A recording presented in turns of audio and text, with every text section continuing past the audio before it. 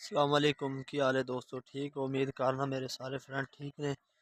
ਜਿਹੜੇ ਦੋਸਤ ਮੇਰੇ ਚੈਨਲ ਤੇ ਨਵੇਂ ਆਏ ਨੇ ਮੇਰੇ ਚੈਨਲ ਨੂੰ ਸਬਸਕ੍ਰਾਈਬ ਕਰ ਲਓ ਤੇ ਬੈਲ ਆਈ ਘੰਟੀ ਨੂੰ ਕਲਿੱਕ ਕਰ ਤੇ ਆਲ ਤੇ ਸਿਲੈਕਟ ਕਰ ਦਿਓ। ਬਹੁਤ ਸ਼ੁਕਰੀਆ ਦੋਸਤਾਂ ਦਾ।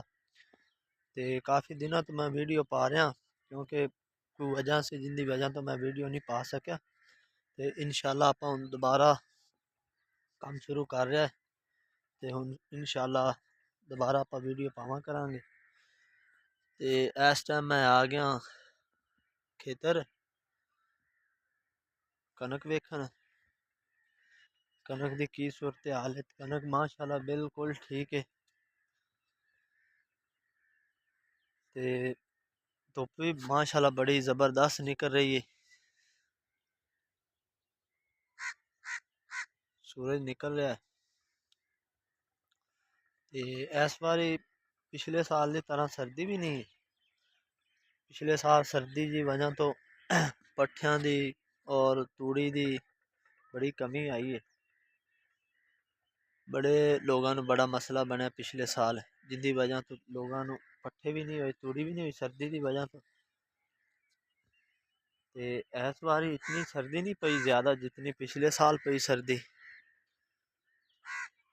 क्योंकि बारिश बारिश ऐतकी बिल्कुल ही नहीं हुई। थोड़ी बहुतियाँ कनियाँ आईयां ने 10-15 दिन हो गए। पिछले साल तो बस सर्दी ने ना अखीर कर दी, लेकिन ऐतकी सर्दी नहीं। इंशाल्लाह ऐतकी मौसम बड़ा ज़बरदस्त है ते गर्मी भी ऐतकी टाइम नाल शुरू हो जानी है। ते बाकी इंशाल्लाह कनक के पिछे तुसी मेरे देख रहे जे ते दोस्तां नूं आपां कनक के बारे दसांगे। जेड़े दोस्त आखदे ने भी साडी कनक की औसत नहीं हो रही उनके बारे च इंशाल्लाह मैं ज़रूर दसांगा नैक्सट वीडियो तो।